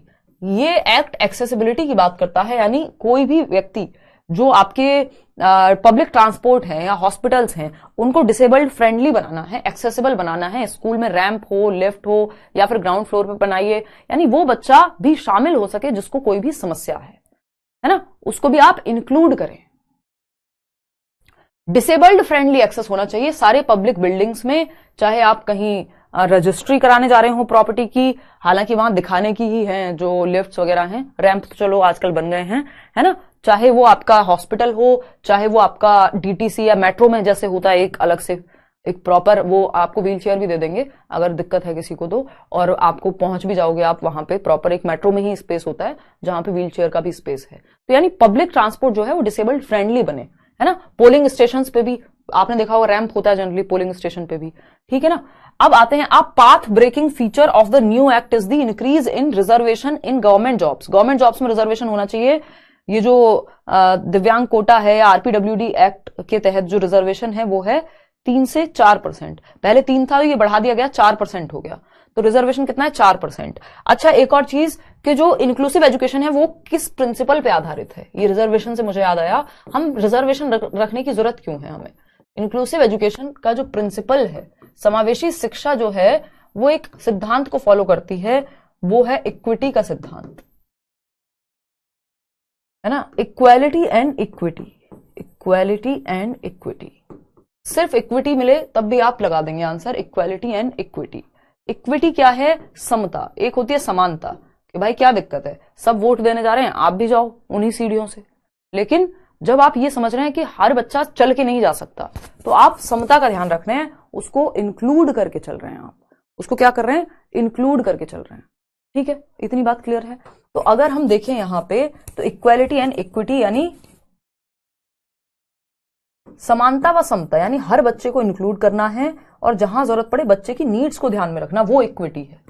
समता क्या है? कि आप बच्चे की नीड्स को ध्यान में रख रहे हैं, कि भाई आप उस बच्चे को ये नहीं कहेंगे तुम भी बराबर की दौड़ लगाओ जो व्हील चेयर पे आता है, उसके लिए अलग से आप प्रावधान रखेंगे, उसको भी इंक्लूडेड महसूस कराएंगे। इक्विटी होती है नीड के हिसाब से, मैंने उस दिन भी आपको एक फोटो दिखाया था, और इक्वालिटी होती है कि सबको बराबर अपॉर्चुनिटी दे दी। तो कई बार हमें रिजर्वेशन वगैरह जो है वो इक्विटी ही है उसका रीजन, कि हम महिलाओं को पढ़ाने पे या महिलाओं से जो है हम फीस भी कम ले रहे हैं, फीस लेते ही नहीं अगर गवर्नमेंट जॉब एग्जाम्स की देखें फॉर्म भरने में, उसका रीजन है इक्विटी। क्यों? क्योंकि वो ऑलरेडी उनको इतने समय तक दबा करके रखा गया, अपॉर्चुनिटीज कम दी गई हैं, इक्वालिटी पे लाके ही नहीं रखा गया, तो अब उनको हमें स्पेशली प्रावधान देना पड़ेगा ताकि वो उभर के आ सकें। तो इक्विटी पे आधारित है ये। आते हैं next, persons with at least 40% of a disability are entitled to certain benefits. यानी आपका गवर्नमेंट हॉस्पिटल वगैरह से सर्टिफिकेट बन जाता है, 40% या उससे अधिक आपको डिसेबिलिटी होनी चाहिए, तब ये रिजर्वेशन वगैरह मिलेगा। Violation of any provision of the act is punishable. अगर कोई भी व्यक्ति इन सब बातों का पालन ना करे तो पनिशेबल है ये चीज। नई डिसेबिलिटीज को भी ऐड किया जा सकता है एक नोटिफिकेशन लाके सरकार के द्वारा, या आरसीआई जो रिहेबिलिटेशन काउंसिल ऑफ इंडिया है उसके द्वारा। ठीक, ये कुछ आरपीडब्ल्यूडी एक्ट में जो है 21 डिसेबिलिटीज है, 21 डिसेबिलिटीज, ये उनके नाम हैं। सबके रट्टे नहीं लगाने, बट बेसिक आपको पता होना चाहिए कि मल्टीपल डिसेबिलिटीज जैसे डेफ ब्लाइंडनेस, यानी सुनता भी नहीं है बच्चे को और दिखता भी नहीं है, autistic disorder, cerebral palsy, Parkinson's disease, acid attack victim, speech and linguistic जो प्रॉब्लम्स हैं, लोकोमोटर डिसेबिलिटी है, ड्वार्फिज्म है, बोनापन, क्रॉनिक न्यूरोलॉजिकल कंडीशंस कई बार होती हैं, ब्रेन में दिक्कत है, लो विजन, ब्लाइंडनेस, लेप्रोसी, ये सब इंक्लूड होंगे। ये टोटल जो 21 डिसेबिलिटीज हैं इनको 6 कैटेगरीज में लाया जाता है। सिंपैथी और एम्पैथी पे आएंगे कभी और, अभी जरूरी नहीं है। वैसे एम्पैथी रखनी चाहिए आपको। सिंपैथी है हाँ आपको दुख हुआ, आपके साथ कुछ बुरा हुआ, लेकिन एम्पैथी है आप फील कर पाए वो दुख, है ना। ठीक है, देखिए एक बार, तो ये 6 कैटेगरी में 21 डिसेबिलिटीज को बांटा हुआ है। अगर हम देखें 6 कैटेगरी कौन सी है, फिजिकल डिसेबिलिटी यानी डिसेबिलिटी के प्रकार हैं, शारीरिक दिव्यांगता, तो ये कैसी है, लोकोमोटर डिसेबिलिटी इसमें आ सकते हैं, चलने फिरने में दिक्कत है, हड्डियों में दिक्कत है। लेप्रोसी क्योर्ड भी फिजिकल डिसेबिलिटी में आती है, वो जो मिर्गी के दौरे, सेरेब्रल पाल्सी, या तो ब्रेन के समय ऑक्सीजन कम रह जाने की वजह से जनरली सेरेब्रल पाल्सी होता है, वो जो अनुष्का शर्मा आपने जीरो मूवी में देखी होंगी, या स्टीफन हॉकिंग को भी आई थिंक था कि चलने फिरने में दिक्कत होती है, बस ब्रेन तो काम करता है, ब्रेन भी इनका काफी हद तक डैमेज होता है। वैसे ड्वार्फिज्म, बोनापन, ये भी क्या है, फिजिकल डिसेबिलिटी में आएगा। मस्कुलर डिस्ट्रोफी, मसल्स आपकी बिल्कुल ये पतली से ढांचा होगा। एसिड अटैक विक्टिम्स को भी फिजिकली ही दिक्कत है, तो ये किस में आ जाएंगे, फिजिकल डिसेबिलिटी में आ जाएंगे, है ना। अभी तक 21 ही है डिसेबिलिटी। विजुअल इंपेयरमेंट की जब हम बात करते हैं, यानी देखने में समस्या, तो ब्लाइंडनेस और लो विजन, या तो बिल्कुल नहीं दिखता या कम दिखता है, विजन नॉर्मल से कम है, 6/6 से कम है, तो मतलब 6/6 से नहीं, एक प्रॉपर वो होगा क्राइटेरिया, 40% से ज्यादा या 40% होनी चाहिए, तो विजुअल इंपेयरमेंट। फिर आती है स्पीच लैंग्वेज डिसेबिलिटी, यानी बोलने और भाषा के प्रयोग में दिक्कत, तो स्पीच लैंग्वेज डिसेबिलिटी इसके अंदर आएगा। हियरिंग इंपेयरमेंट यानी श्रवण दोष, deaf and hard of hearing, या तो बहुत मुश्किल से सुनता है या बिल्कुल बच्चा सुन ही नहीं सकता। इंटेलेक्चुअल डिसेबिलिटीज होती हैं, बौद्धिक क्षमताएं से रिलेटेड, स्पेसिफिक लर्निंग डिसेबिलिटी हो सकती है कोई। ऑटिज्म स्पेक्ट्रम डिसऑर्डर, ऑटिज्म में बहुत सारी डिसेबिलिटी आती है, एडीएचडी है, ऑटिज्म अपने आप में बार बार बच्चा रिपीट करता है सेम चीज को, एडीएचडी है, थोड़ी देर टिक के बैठ नहीं पाता, attention deficit hyper activity disorder है, ये अभी हम करेंगे, डोंट वरी। फिर आते हैं नेक्स्ट पे, मेंटल बिहेवियर और न्यूरोलॉजिकल और ब्लड डिसऑर्डर, मल्टीपल डिसेबिलिटीज एक साथ भी हो सकती हैं बच्चे को। तो ब्लड डिसऑर्डर जैसे हीमोफीलिया, थैलेसीमिया, ये सब क्या है, ब्लड डिसऑर्डर हैं। Haemophilia, thalassaemia, sickle cell disease, आपकी सेल जो है वो, ये जेनेटिक होते हैं ज्यादातर। मल्टीपल डिसेबिलिटीज एक साथ हो सकती है, मेंटल इलनेस हो सकती है, कोई बीमारी हो जाए मानसिक, chronic neurological multiple sclerosis, Parkinson's disease बुढ़ापे में होती है वैसे तो, ब्लड डिसऑर्डर, तो ये सब आपके मेंटल बिहेवियर में आते हैं। ये आइडिया आपको होना चाहिए कि कौन सा किस कैटेगरी में जाएगा, रट्टे नहीं लगाने अगेन, ठीक है ना, क्लियर। हाँ, कुरैशी बिल्कुल जरूरी है, ठीक है बात। तो चलिए खैर, तो अगर आप ऐसे देखना चाहें तो ये पिक्चर के थ्रू देख सकते हैं, आपको मिल गया होगा नोट्स में already. Acid attack survivors, muscular dystrophy, Parkinson's disease, specific learning disability, dyslexia है, डिस्कैल्कुलिया है, स्पीच एंड लैंग्वेज डिसेबिलिटी, जो हम साइन लैंग्वेज का इस्तेमाल करते हैं डेफ एंड डम लोगों के लिए, क्योंकि वो बोल भी नहीं सकते, सुन भी नहीं सकते, तो इंडियन साइन लैंग्वेज जिसकी बात नेशनल एजुकेशन पॉलिसी में हुई है वो भी यहाँ पे आ जाएगा। मल्टीपल डिसेबिलिटीज एक साथ हो सकती हैं, बच्चे को दिखने में भी दिक्कत है और उसको पैरों में भी दिक्कत है, चलने में भी दिक्कत है, क्योंकि ये फास्ट ही पढ़ने वाली चीज है, इसको बहुत ज्यादा स्लो पढ़ के कोई फायदा नहीं है, ये आपको आइडिया ही होना चाहिए इसका, है ना।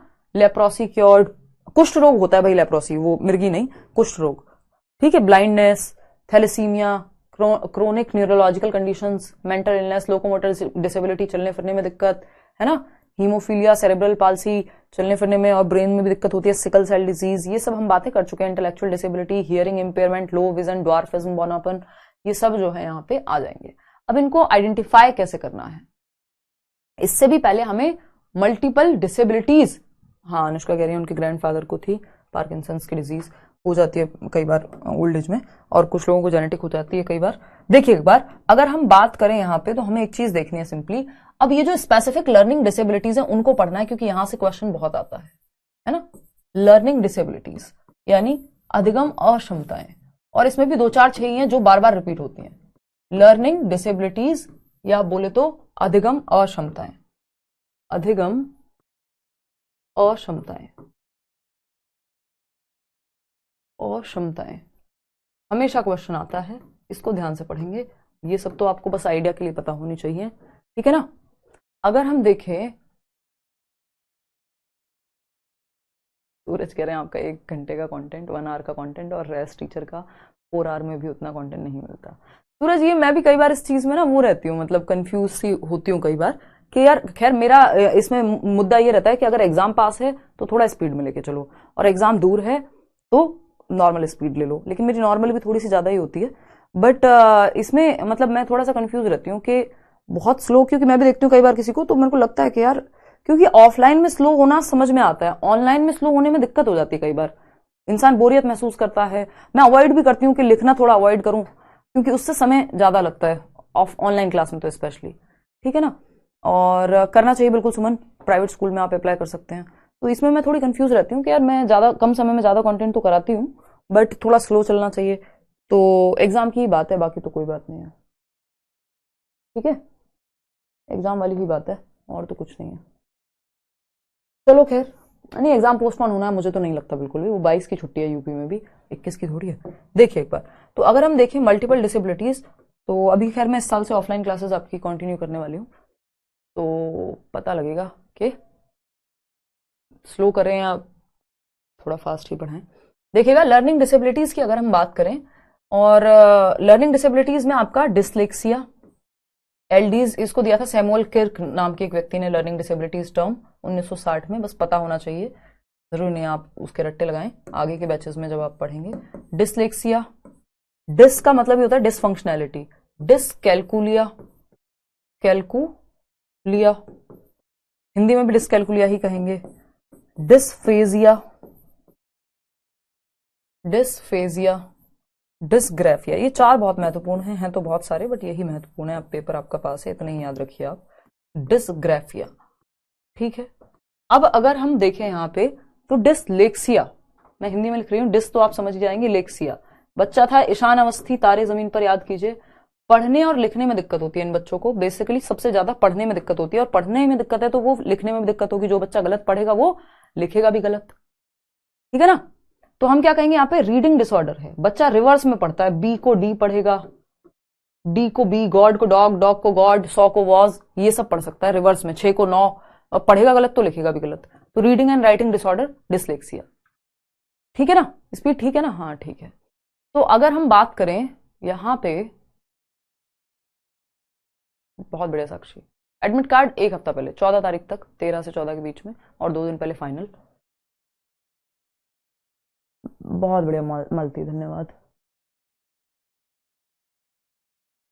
हाँ सही बात है सुजीत, हाँ क्योंकि मेरे को मतलब पॉइंट नहीं लगता, मुझे कोई घंटे थोड़ी पूरे करने हैं। एक रीजन शायद, मैं किसी को यहाँ पे टारगेट नहीं कर रही हूँ, एक रीजन शायद यहाँ पे ये भी रहा है कि जनरली अगर हम देखें कॉम्पिटिटिव वर्ल्ड में, तो लोगों को घंटे के हिसाब से जो है सैलरी मिलती रही है, तो वो भी शायद एक दिमाग में एक चीज बन जाती है कि भाई कई बार ऐसा होता है कि घंटे पूरे करने का मूड होता है, हालांकि यहाँ पे इस तरह की चीजें नहीं है करियर विल पे, बट अगर हम देखें तो वो वैसे एक माइंडसेट भी बन जाता है कि घंटे पूरे करने हैं, आराम से पढ़ाओ अपना, तो वो उस चक्कर में भी कई बार मुझे लगता है कि ये कंडीशनिंग हो गई है।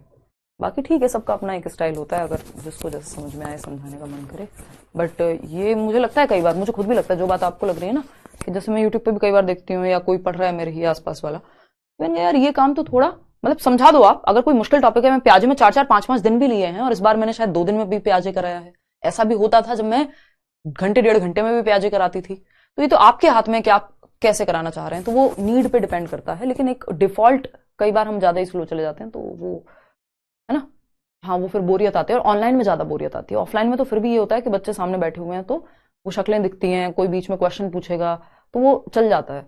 ऑनलाइन में बोरियत बहुत होती है अगर स्पीड बहुत ज्यादा कम हो तो, या तो फिर टॉपिक इतना गहन हो कि आप फिर कई बार पढ़ाना पड़ता है धीरे। देखते हैं एक बार, तो डिसलेक्सिया है रीडिंग डिसऑर्डर, ईशान अवस्थी का हमने एग्जाम्पल लिया। डिसकैलकुलिया, कैलकुलिया मतलब कैलकुलेशन से संबंधित है, कैलकुलिया यानी गणित में कैलकुलेशन, गणना करने से संबंधित है, यहाँ गुणा को भाग, भाग को गुणा, उल्टा सीधा कैलकुलेशन मिस्टेक यहाँ पे हो जाती है, तो कैलकुलेशन में प्रॉब्लम, गणन संबंधी विकार है, गणना में दिक्कत, डिस कैलकुलिया है, ठीक है ना। बहुत बढ़िया। इलेक्ट्रा कॉम्प्लेक्स क्यों जानना है यार, सीटेट में काम करनी है। लड़कियों का अपने पिता के प्रति जो रुझान है, फैलिक स्टेज बोलते हैं सिगमंड फ्रॉइड की थियोरी में, 3 से 6 वर्ष के बीच, उस टाइम पे ओडीपस होता है लड़कों का अपनी माता के प्रति रुझान, और पिता के साथ राइवलरी, लड़कियों का माता के साथ राइवलरी और पिता के प्रति रुझान इलेक्ट्रा कहलाता है। ये बेसिक से कॉम्प्लेक्स है। ऑफलाइन दिल्ली में रखेंगे, ऑफलाइन भाई, हाँ ये आप बढ़िया से सीटेट क्लियर करो, फिर इसके बाद पढ़ने के लिए आना। ठीक है, अभी रुचि अभिरुचि में अंतर बता देंगे मुझे, बहुत छोटा सा डिफरेंस है। तो कैलकुलिया मतलब कैलकुलेशन, कैलकुलेशन में प्रॉब्लम है तो डिसकैलकुलिया हो गया। डिस्फेजिया कब होगा भाई? फेजिया, फेजिया यानी भाषा को समझने और बोलने से संबंधित, लैंग्वेज को कॉम्प्रिहेंड करने और यूज करने, यानी भाषा को मैं क्या बोल रही हूं अगर आप समझ नहीं पाएंगे तो डिस्फेजिया से क्या होता है, कम्युनिकेशन में प्रॉब्लम होती है। कॉम्प्रिहेंड करने और यूज करने, यानी भाषा कोई बोल रहा है वो समझ नहीं पा रहे हैं और अपनी बात को समझा नहीं पा रहे हैं, तो ये डिस्फेजिया है। ठीक है, नहीं ऑनलाइन तो होगी क्लास ऑफ कोर्स, ऑफलाइन एक बैच रखूंगी बस स्पेशल। डिसग्राफिया क्या है, थोड़ा मेरा भी मन लगा रहे, ग्राफिया क्योंकि थोड़ा सा बहुत एनर्जी लगती है ऑनलाइन पढ़ाने में, मुझे लगता है ऑफलाइन की कई घंटे की क्लास और ऑनलाइन की 1 घंटे की क्लास इक्विवेलेंट है, बहुत एनर्जी लगती है ऑनलाइन में क्योंकि आप बोरियत नहीं क्रिएट कर सकते, है ना। ग्राफिया है लिखने से संबंधित, ग्राफ हाथों से बनाया जाता है ये याद रखिएगा, तो राइटिंग संबंधी है तो डिसग्राफिया, डिसग्राफिया राइटिंग। ठीक, तो ये इंपॉर्टेंट है, इसमें से एक क्वेश्चन 200% आएगा ही आएगा, पटना भी आएंगे, यूपी बिहार इस साल आएंगे, है ना। डिस्मॉर्फिया होता है आपको शेप अजीब सी दिखने लगती है, डिस्टोपिया होता है दुनिया उजड़ी उजड़ी लगती है, डिप्रेस्ड फील होता है, ठीक है ना। देखिए डिस्फेजिया है जब आप भाषा को बोलने और समझने में दिक्कत आपको हो रही है ना, तो वो डिस्फेजिया कहलाता है। यानी आप बात को अपनी समझा भी नहीं पा रहे हैं ठीक से और दूसरे की बात समझ नहीं पा रहे, आपका दिमाग कॉम्प्रिहेंड नहीं कर पाता कि मैं कह क्या रही हूं, तो डिस्फेजिया है। डिसकैलकुलिया क्या है, कैलकुलेशन में दिक्कत है। डिसलेक्सिया है पढ़ने में दिक्कत है, पढ़ने की वजह से फिर लिखने में भी आ जाएगी, तो दोनों भी डिसलेक्सिया में आ जाते हैं। डिसग्राफिया है लिखने से संबंधित, लेखन संबंधी विकार, ऐसे बच्चे की राइटिंग आप लेजिबल नहीं होगी जैसे डॉक्टर्स की राइटिंग होती है ना। अभी आई थिंक ओडिशा कोर्ट ने फटकार लगाई है थोड़ी सी, कहा है कि भाई या तो कैपिटल लेटर्स में लिख के दो दवा या फिर लेजिबल राइटिंग में लिखो। लेजिबल क्या होता है, पढ़ने योग्य, तो ये इलेजिबल हो जाती है राइटिंग, यानी पढ़ने योग्य नहीं होती। डिसग्राफिया वाले बच्चे की कॉपी अगर आप उठा के देखेंगे आपको समझ नहीं आएगा क्या हो रहा है, पढ़ नहीं पाएंगे आप, इलेजिबल होती है इनकी राइटिंग। ठीक है जी, तो इसके साथ 2 चीजें और आपको पढ़ लेनी है, एक है ऑटिज्म क्योंकि ये भी आपके पेपर में पूछ लिया जाता है, और दूसरा है आपका एडीएचडी। ऑटिज्म को स्वालीनता कहते हैं और एडीएचडी की तो पूरी फुल फॉर्म है, बिल्कुल बताएंगे जब बिहार आएंगे भाई। 1 मिनट पानी पी लें थोड़ा सा, वाह।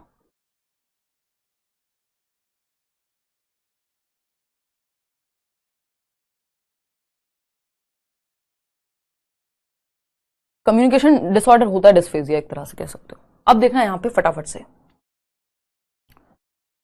देखते हैं फटाफट से, बहुत बढ़िया एकता।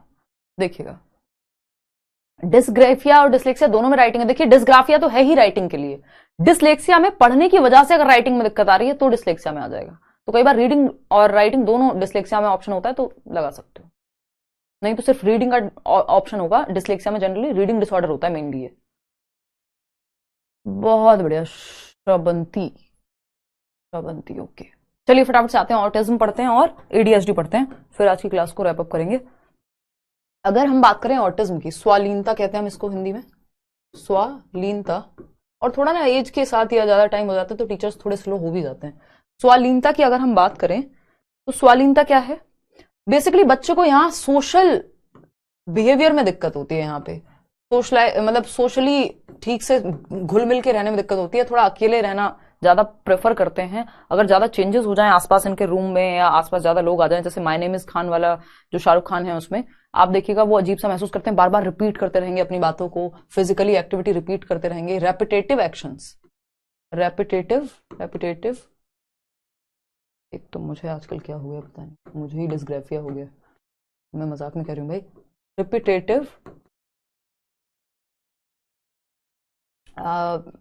बिहेवियर, बार बार सेम चीज को रिपीट करेंगे बोलने में, हाथों से, जेस्चर्स में, या स्टीरियोटिपिकल व्यवहार भी कह देते हैं इसको, कि बार बार आप सेम चीज कर रहे हैं। ये ऑटिस्टिक बच्चे को होता है, ये थोड़ा आइसोलेशन में पसंद करता है। ऐसा नहीं है कि दिमाग की कमी है ऑटिज्म वाले बच्चे को, बस उसका संभालने का तरीका डिफरेंट होगा। तो बहुत ज्यादा आपको चेंजेस नहीं लाने हैं इनकी सराउंडिंग में, और इनको ठीक से डील करना होता है, स्पेस देना होता है ना। और जब हम बात एडीएचडी की कर रहे हैं, तो ये है attention deficit hyper activity disorder, ये भी एक विकार है।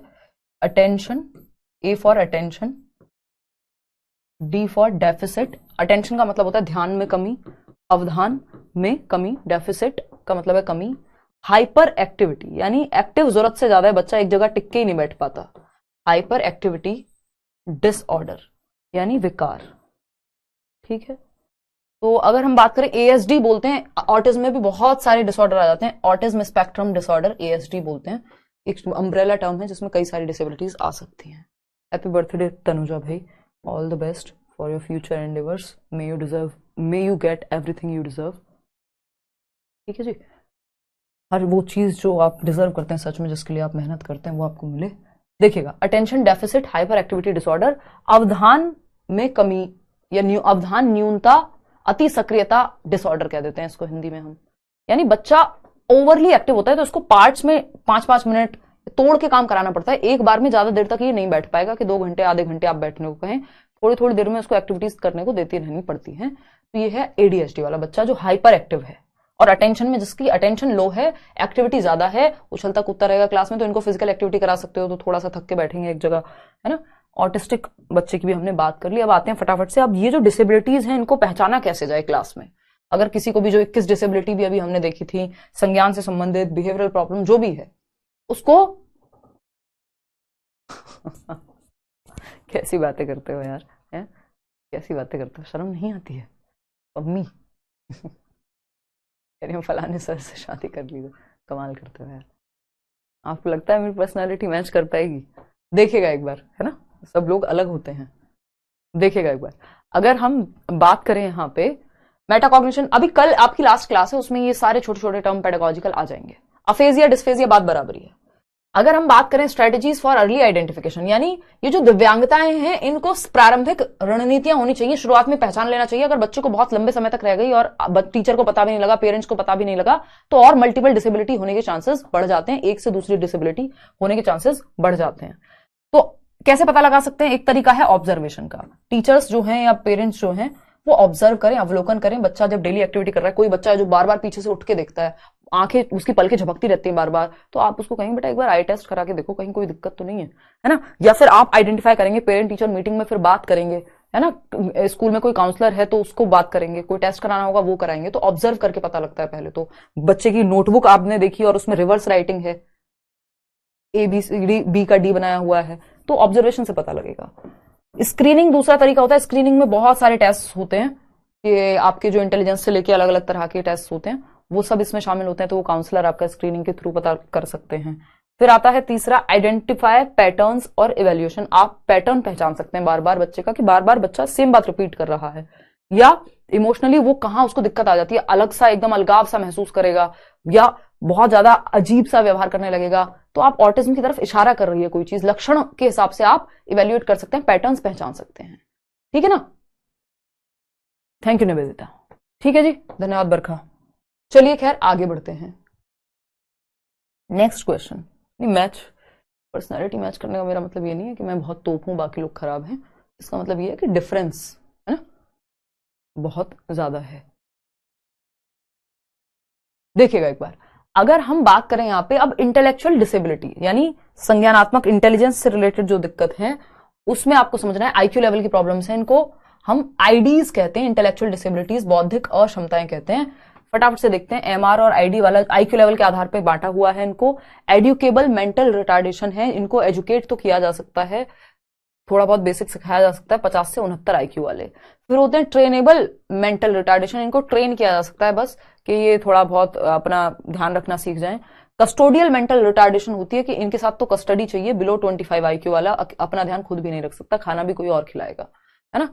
तो ये एक बेसिक सी बात है। तो ये मेंटल रिटार्डेशन के 3 प्रकार हैं। ETC से याद रख सकते हो। EMR यानी एड्यूकेबल 50 से 69, ट्रेनेबल इनको ट्रेन करके थोड़ा बहुत खाना पीना या बेसिक चीजें सीख जाएंगे, लाइफ स्किल्स सिखा दो आप, 35 से 50, और कस्टोडियल है बिलो 25। अब क्लिनिकल क्लासिफिकेशन एक और भी होती है इनकी, जो मेंटली रिटार्डेड बच्चा है, ये स्लो लर्नर्स भी हो सकते हैं इसमें। ये तो स्लो तो होंगे ये, क्योंकि रिटार्डेड है मेंटली तो इनको दिक्कत ज्यादा होती है। स्लो लर्नर कोई भी हो सकता है जिसका आईक्यू नॉर्मल है, वो भी धीमे सीख सकता है यदि क्लास में उसको समझ ना आ रहा हो तो। ठीक, तो अब ये क्लिनिकल आइडेंटिफिकेशन, माइल्ड मेंटल रिटार्डेडनेस होती है 50 से 70, मॉडरेट होती है 35 से 50, सीवियर होती है 20 से 34, प्रोफाउंड होती है बिलो 20। तो आईक्यू रेंज बिटवीन 71 से 85 is considered to be border line intelligence. ये मैंने आपको बताया था आईक्यू का भी पढ़ाते समय कि 70 वाला जो है वो बॉर्डर लाइन पे काउंट होता है ना। तो ये बेसिक सी बात है, आपका मन करे इसको पढ़ लीजिएगा, नहीं तो पेपर में बहुत कम चांस है कि आपसे इस तरह से पूछे। सीटेट में वैसे पूछ लेता है, बट स्टिल समय कम है क्योंकि, तो मैं ज्यादा एक्सपेक्ट आपसे नहीं करूंगी कि आप सब कुछ दिमाग में बिठा ही लें। एक एक चीज आपके दिमाग में, एक एक पॉइंट समझने वाली चीजें समझ लो और उससे आइडिया से फिर क्वेश्चन सॉल्व हो जाएंगे। अब देखो ये 2-3 चीजें थी जो हमने पढ़ी थी, फटाफट से मैं अपनी बात को रैप अप करती हूँ, है ना। राजू कह रहे हैं शादी कर लीजिए, कमेंट नहीं करेंगे लोग। चलिए आ जाइए इधर। तो addressing learners from diverse backgrounds, ये इंपॉर्टेंट है, इसको समझते हैं। Addressing learners from diverse backgrounds including disadvantages and deprived children. देखिए डेप्राइव्ड क्या है, वंचित। बचपन में या जब भी स्कूल में बच्चा आ रहा है तो वो डेप्राइव्ड बैकग्राउंड से है, यदि वंचित समूह से है, समाज ने उसके परिवार को, उसकी जाति को किसी भी आधार पर उसको डेप्राइव्ड महसूस कराया है ना, उसको हाशिए पे रखा है, तो इन बच्चों को भी आपको इंक्लूडेड फील कराना है, इनके साथ भी आपको एम्पैथी बना करके रखनी है कि आप और बाकी बच्चों का भी जो देखने का नजरिया है उसको भी आपको इनको एक्सेप्टेड फील कराना है कि बच्चे की लैंग्वेज जो भी वो घर से मदर टंग, उसकी संस्कृति, सबको आपको एक्सेप्ट करना है, तो एक्सेप्टेड फील कराना है।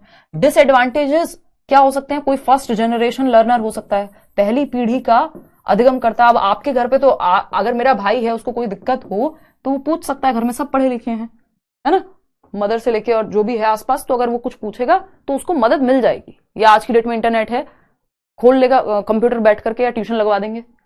लेकिन वो बच्चा जो आर्थिक रूप से, सोशियो इकोनॉमिकली भी वो डिसएडवांटेज्ड बैकग्राउंड से आता है, सामाजिक आर्थिक रूप से समाज ने भी उसको इज्जत नहीं दी, परिवार में भी आर्थिक स्थिति ठीक नहीं है, तो ना तो वो एक्सटर्नल हेल्प ले सकता, ना घर में कोई पढ़ा लिखा है कि कोई मदद मिल जाए, तो पहली पीढ़ी के अधिगमकर्ता को ज्यादा दिक्कत होती है। जैसे हमसे 2-3 पीढ़ी पहले वाले लोगों को अगर मैं बात करूं तो उनको दिक्कत रही होगी क्योंकि घर में कोई पढ़ा लिखा ही नहीं था, है ना। तो ये क्या है, फर्स्ट जनरेशन लर्नर्स होते हैं जो पहली बार अपने घर से पढ़ने जा रहे होते हैं, इनकी पूरी जनरेशंस में कोई नहीं पढ़ा होता उससे पहले, तो इनको भी आपको इंक्लूडेड कराना है महसूस, इनको भी एक्स्ट्रा अगर सपोर्ट की जरूरत पड़े तो आपको उनको वो एक्स्ट्रा सपोर्ट देना है एज अ टीचर। ऐसा नहीं है बस आप गिफ्टेड या फर्स्ट आने वाले बच्चे का ही ध्यान रखेंगे या फेवरेट बना लेंगे बच्चों को, बस कि ये मेरा फेवरेट है बाकी सब बेकार, ऐसा नहीं करना है। सामाजिक आर्थिक रूप से पिछड़े वर्ग से, जाति के आधार पे, समूह के आधार पे, जेंडर के आधार पे अगर कोई किसी को पिछड़ा महसूस कराया गया है तो सबको इंक्लूड करके चलना है, यही बात है। हाँ, विराट कोहली और रोहित गिफ्टेड कैसे हैं, क्योंकि वो टैलेंटेड हैं, उनमें एक फील्ड में वो टैलेंट है उनके अंदर। अभी बताया था ना, गिफ्टेड के 3 कैटेगरी होती हैं, आईक्यू ज्यादा, एकेडमिकली ब्राइट, दूसरा टैलेंटेड, तीसरा क्रिएटिव, ड्राइंग, पेंटिंग, कुछ नया, कुछ डिफरेंट बनाना क्रिएटिविटी है, ठीक है ना। चलिए खैर, तो इनको भी इंक्लूडेड कराना है आपको महसूस। Addressing the needs of children with learning difficulties, impairment, ये मैं आपको बता चुकी हूँ, डिस्लेक्सिया, डिस्कैल्कुलिया, तो डिस्लेक्सिया वाले बच्चों को या हियरिंग इंपेयर्ड बच्चा, एक बच्चा जिसको सुनने में दिक्कत है, तो आप थोड़ा अपनी आवाज की जो फ्रीक्वेंसी है उसको बढ़ाएंगे, उसको आगे बिठाएंगे। अगर एक बच्चा जिसको दिखने में दिक्कत है तो बड़े शब्द लिखेंगे बोर्ड पे, अगर और ज्यादा दिक्कत है हियरिंग में तो हियरिंग एड यानी मशीन का प्रबंध कराया जा सकता है। अगर बच्चों को बिल्कुल दिखाई नहीं देता तो ब्रेल लिपि होती है जिसको टच और फील करके पढ़ सकते हैं, लुई ब्रेल ने बनाई थी, तो ऐसे मेथड्स आप अलग अलग बच्चों के लिए अपना सकते हैं। यही बात इसमें थी जो मैं ऑलरेडी आपके साथ कर चुकी हूं। Addressing with talented, creative, specially abled learners, तो टैलेंटेड या स्पेशली एबल्ड लर्नर्स की हमने बात कर ली कि किसको कैसे आप डील करेंगे। क्रिएटिव बच्चा है तो कुछ नए नए उसको मौके आप दीजिए, अपॉर्चुनिटीज दीजिए, डाइवर्जेंट थिंकिंग की, कुछ नया करने की, कुछ एक्सपेरिमेंट्स के, ओपन एंडेड थॉट के उसको क्वेश्चन दीजिए। तो ये बेसिक सी बातें हैं जो हम ऑलरेडी कर चुके हैं। कोई टैलेंटेड बच्चा है तो उसको उस दिशा में आप आगे बढ़ाने की बात कीजिए, यानी कुल मिला के आपको हर बच्चे को इंक्लूड करके चलना है, यही सिंपल सी बात है ना। सिस्टम में परिवर्तन नहीं, बच्चे में परिवर्तन नहीं, सिस्टम में चेंज लाना है, टीचर्स के एटीट्यूड में, बाकी बच्चों के एटीट्यूड में चेंज लाना है कि आप हर बच्चे को इंक्लूडेड महसूस करा के चल सके। बहुत बढ़िया। लता कह रही मेरा बेटा बिस्किट खिला रहा है आपको, बहुत बढ़िया। आपने दी की शादी में ड्रेस क्या ली है अपनी, सुषमा कह रही हैं। अभी तो सगाई का नहीं पता, जो 27 तारीख को जो है एंगेजमेंट है उसकी ड्रेस का नहीं पता है मुझे। शादी तो बहुत दूर की बात है, अभी मार्च में है शादी है, तो अभी जब तक सीटेट नहीं होगा तब तक वनवास है, उसके बाद देखेंगे जो होगा, है ना। दुनिया में बहुत तरीके हैं, थोड़ा कुछ भी करके हो जाएगा जुगाड़, नहीं तो वो इतनी प्रायोरिटी है नहीं कि देख लेंगे, मतलब क्या करना है। ये थोड़ा मेरे लिए भी स्ट्रेसफुल काम है, ठीक है ना। आपकी दीदी क्या करती हैं, लेक्चरर हैं वो, मतलब पीजीटी बोलते हैं, पोस्ट ग्रेजुएट टीचर, दिल्ली में, दिल्ली गवर्नमेंट में। अभी उन्होंने वाइस प्रिंसिपल का भी एग्जाम क्लियर किया है और इंटरव्यू दिया है, तो अभी उसका रिजल्ट आना बाकी है। बाकी वो दिल्ली यूनिवर्सिटी के कॉलेज में असिस्टेंट प्रोफेसर भी रही थी कुछ टाइम, 1.5-2 साल, और पीएचडी उनकी चल रही है। तो ये कहानी है। चलिए खैर, मनोज बहुत बढ़िया। बरसाना भी आएंगे भाई। व्लॉग्स बनाओगे एंगेजमेंट की? मुश्किल है यार, अभी आजकल मैं व्लॉग्स बनाती हूँ। ये साल मेरे लिए थोड़ा मेंटली टफ रहा है, तो आपने देखा होगा इस साल मैंने बहुत कम व्लॉग्स बनाए हैं। और पिछले साल की शुरुआत में ही मम्मी की तबीयत बहुत ज़्यादा ख़राब हुई, और काम भी काफ़ी था, केवीएस भी आया हुआ था, सीटेट भी उसी समय ख़त्म हुआ था, तो थोड़ा सा व्लॉग्स मैंने कम कर दिए। व्लॉग बहुत रिलैक्स माइंड की चीज़ है, शायद शादी में बनाऊँ, है ना। तो नहीं, जीजा जी गवर्नमेंट जॉब में नहीं है, थे वो, उन्होंने छोड़ दी। और हाँ, ठीक है जी, चलिए बहुत बढ़िया।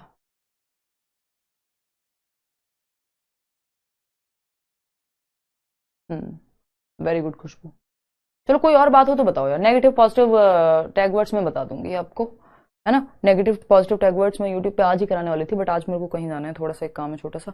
और अगर हम देखें यूट्यूब पे भी, आज मैं बीएड के बारे में बात करूंगी 10-15 मिनट के लिए। आज यूट्यूब पे क्लास नहीं लूंगी, थोड़ा सा मुझे आज डाउन भी फील हो रहा है। आप शादी कब करोगे? शादी कर लेंगे यार, अगर करनी हुई तो। कोई मिलेगा सही इंसान तो, नहीं तो नहीं करेंगे। मतलब ऐसा नहीं है, बहुत प्राथमिक मुद्दा नहीं है जीवन का शादी। अगर सही इंसान ना मिले तो अकेले रहना बेहतर है। गाउन कह रहा है कोई। यार ऋषिका, मैं बिल्कुल कंफर्टेबल नहीं होती हूँ ट्रेडिशनल कपड़ों से, इसीलिए मैं थोड़ा चुप हूँ इस मामले में। ऊपर से मैं जिम वगैरह भी नहीं जा पा रही हूँ। लव मैरिज आपकी सिस्टर की? हाँ सहानी, देखिएगा ये वो वाली लव मैरिज है, सेम कास्ट सब कुछ सेम, ये वो वाली लव मैरिज है। देखिएगा खैर, आते हैं तो फटाफट से बताओ। पूरा मजा आता है ना, ऐसे ऐसे बकैती करा लो, हैं बातें करा लो कि चलो कल तो सिलेबस खत्म हो ही रहा है, इतने बातें करते हैं, आओ बहनें बातें करें, आओ बहनें बातें करें, बहनें और भाइयों बातें करें, हैं। इंग्लिश मैराथन होगी 15 को। रुचि और अभिरुचि में क्या अंतर है? अभी बता देती हूँ मुझे, डोंट वरी। औरंगाबाद आओ, आएंगे यार। और बताओ। हाँ मुर्शिदा, बहुत बढ़िया। और बताओ। संडे वार्ता करेंगे एग्जाम के बाद पक्का। ओके, ठीक है।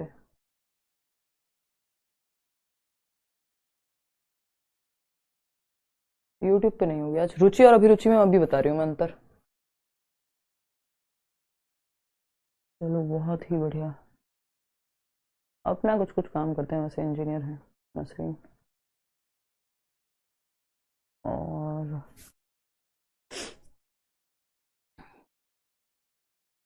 चलिए बहुत बढ़िया। अब फटाफट से आते हैं और एक चीज समझ लेते हैं, एप्टीट्यूड और एटीट्यूड में अंतर। वैसे मैं बहुत बार करा चुकी हूँ आपको, बट फिर भी समझ लेते हैं एटीट्यूड और एप्टीट्यूड में अंतर। देखिएगा, अगर हम एटीट्यूड की बात करें, जिसको रुचि और अभिरुचि कह देते हैं ना हम, एटीट्यूड तो वैसे इंटरेस्ट होता है, रुचि तो है ना, इंटरेस्ट होता है, आपकी रुचि है किसी चीज में। अभिरुचि आपकी क्षमता है कि नहीं है। मेरे को सिंगर बनने में रुचि है और मेरा गला है बिल्कुल बहुत ही खराब, आवाज एकदम सुर लगते नहीं है, तो एप्टीट्यूड नहीं है मेरे अंदर, इंटरेस्ट है बस सिंगिंग को लेके, है ना। मुझे क्रिकेटर बनना है और बैट पकड़ना मुझे आता नहीं है, तो क्या है, एप्टीट्यूड नहीं है बैट का, मतलब क्रिकेट का, ठीक है ना। कुछ हद तक सीखा जा सकता है, लेकिन एप्टीट्यूड इन एट होता है ज्यादातर। आंतरिक क्षमता होती है आपकी किसी स्किल को सीखने की। जैसे टीचिंग को लेके मेरे अंदर एप्टीट्यूड था, ये बात मैं 100% कह सकती हूँ। तो जितना भी थोड़ा बहुत मौका मुझे जीवन में मिला है, मैंने सब अगर इतना सीखा है तो उससे इतना आउटपुट निकाला है ना। तो एप्टीट्यूड की अगर हम बात करें, तो एप्टीट्यूड होती है किसी स्किल को एक्वायर करने की क्षमता, your ability to acquire a skill. यानी थोड़ी सी ट्रेनिंग, थोड़ा सा एनवायरमेंट अगर आपको सही मिले तो आप किसी विशेष क्षेत्र में अच्छा कर सकते हैं। ये आपके अंदर का एप्टीट्यूड है। एटीट्यूड क्या होता है? एटीट्यूड होता है नजरिया। आपकी वैल्यूज क्या हैं, आपके मूल्य क्या हैं जीवन के, आपके बिलीव्स क्या हैं, आप चीजों को क्या मानते हैं किस चीज के बारे में, है ना। आपकी वैल्यूज, बिलीव्स, आप कैसे, आपके नॉर्म्स क्या है दिमाग में, तो नजरिया क्या है। ये एटीट्यूड वाला एटीट्यूड नहीं है, इसमें तो बड़ा एटीट्यूड है, मतलब उसका एटीट्यूड थोड़ा नेगेटिव है, इसका मतलब ये हुआ देखने का नजरिया। आपकी वैल्यूज क्या है, बिलीफ सिस्टम क्या है, आप देखते कैसे हैं चीजों को, आइडियाज क्या है किसी चीज के बारे में, किसी जाति विशेष समूह के बारे में, जिसके भी बारे में, यानी आपका एटीट्यूड, नजरिया कैसा है किसी चीज के बारे में, वो है एटीट्यूड। एप्टीट्यूड होता है किसी स्किल को एक्वायर करने की क्षमता आप में है कि नहीं। कोई होगा जो स्पोर्ट्स में बहुत अच्छा होगा, तो उसको उस तरफ अगर हम ट्रेनिंग दिलाते तो वो अच्छा कर पाता। जैसे अगर हम देखें वो जो 3 इडियट्स मूवी है, जो उनका फ्रेंड है आर माधवन, उनमें एप्टीट्यूड है किसका, कैमरा का, ठीक है ना। चलिए खैर आज के लिए इतना ही रखते हैं। थैंक यू आरती। यार टाइम तो लगता है, देखो ये क्लासेस वगैरह में प्रेपरेशन में आपकी एक क्लास मतलब, क्योंकि अगर क्वेश्चंस भी हैं तो वो निकलवाने होते हैं, फिर टाइप होने जाते हैं, फिर और भी बहुत सारी चीज़ें हो जाती हैं, तो 1 घंटे की क्लास आपको ये टाइम लेती है ना। अब ये वाली क्लास में तो अब सीटेट के लिए तो ऐसा सच कोई ज़्यादा समय लगता नहीं है, बट फिर भी लेसन प्लानिंग में समय लगता है कई बार। बहुत बहुत बढ़िया अम्पू। चलिए फिर टेक केयर, आज के लिए इतना ही रखते हैं। कल मिलेंगे, कल आपका सिलेबस खत्म, लास्ट क्लास होगी कल, परसों आपकी मैराथन हो जाएगी, ठीक। और अगर हम बात करें अवधान न्यूनता, हाँ सीटेट अपीयरिंग मान्य है, चाहे आप अपने टीचिंग ट्रेनिंग के पहले दिन में क्यों ना हो, मान्य है। वीओडी लेक्चर्स भी फिनिश कर दें बस, तो 30 में से 30 लेके ही आओगे अब तो, ठीक है ना, कोई दिक्कत वाली बात ही नहीं है। नहीं इनफ है, अगर वीओडी देख लिया आपने तो इनफ है, मोर देन इनफ है बल्कि। चलिए फिर आज के लिए इतना ही रखते हैं, कल मिलते हैं और कल अपना सिलेबस जो है वो कंप्लीट कर लेंगे। मोहम्मद कह रहे हैं समझाइए, समझ नहीं आया, आपके सिलेबस में काम का नहीं है, नहीं तो डीट प्लस बी के टाइम पे समझाऊंगी यार। एटीट्यूड एप्टीट्यूड है ना, एप्टीट्यूड को हम अभिक्षमता कहते हैं। बेसिकली आपके अंदर क्षमता है किसी स्किल को एक्वायर करने की, किसी फील्ड में किसी करियर में आप अच्छा कर सकते हैं, उसको लेके अंदर से आपके अंदर थोड़ा सा एक क्षमता इनिएट होती है।